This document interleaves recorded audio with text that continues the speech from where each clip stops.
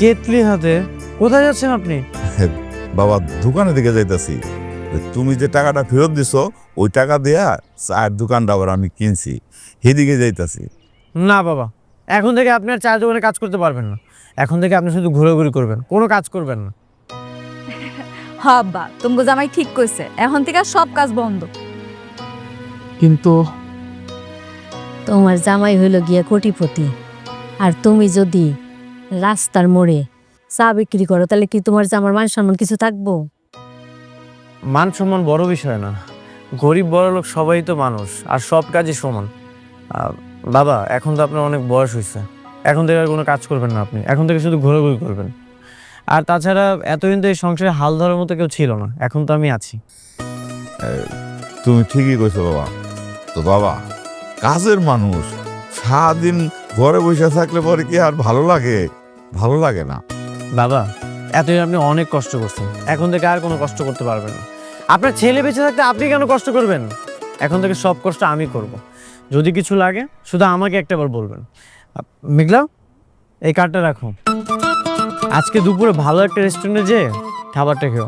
এখন থেকে যত খরচ আসবে সবাই কার্ড থেকে করবে। আচ্ছা আসেন।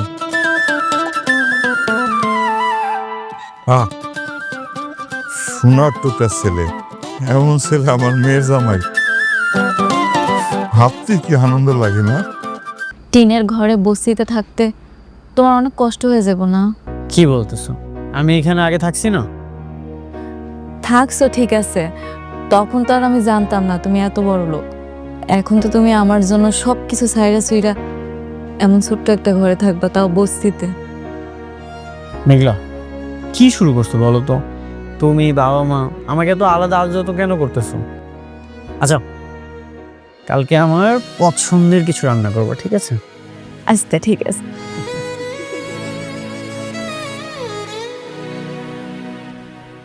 মেঘলা, মেঘলা তাড়াতাড়ি আসো, লেট হয়ে যাচ্ছে। আসতেছে আসতেছে, 1 মিনিট। এনো এই খাওয়ানটা নাও, সময় মতো খায় নিবা, ঠিক আছে? অফিসের কাজে কামের চাপে যাতে দেরি না হয়, ঠিক মতো না খাইলে শরীর খারাপ করবো কিন্তু। ঠিক আছে বউ। শোনো না, আজকে না আমার একটা বান্ধবীর জন্মদিন, এত কইরা কইছে, আমি কি জামু? অবশ্যই তুমি যাবে, এবং সবচেয়ে দামি গিফটটা নিয়ে যাবে। দামি গিফট কেন? তুমি যদি দামি গিফট নিয়ে যাও সবাই তোমাকে অনেক সম্মান করবে, তোমাকে সবসময় মনে রাখবে।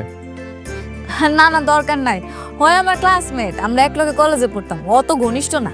মেঘলা, বর্তমান যুগে শো অফ করে মানুষ চলে, শো অফ না করলে মানুষ দাম দিতে চায় না। তুমি বরং সবচেয়ে দামি গিফটটা নিয়ে যাও, সবাই তোমাকে আলাদা সম্মান দিবে, মর্যাদা দিবে। আচ্ছা আমি অফিস থেকে কাউকে দিয়ে তোমার জন্য গিফট পাঠিয়ে দিচ্ছি। ঠিক আছে, গিফটটা নাইলে দামি নিলাম, কিন্তু এখন আবার কইও না আমার দামি জামা কাপড় পরে যাইতে হইব। ওই আমার ছোটবেলা থেকে দেখছে, আমি চাই আমি যেমন এমনি দেখুক আর খুশি হোক। ঠিক আছে, কোনো সমস্যা নেই, তোমার যেটা পছন্দ তুমি সেটাই পরে যেও। আচ্ছা আসি। তাড়াতাড়ি এসো।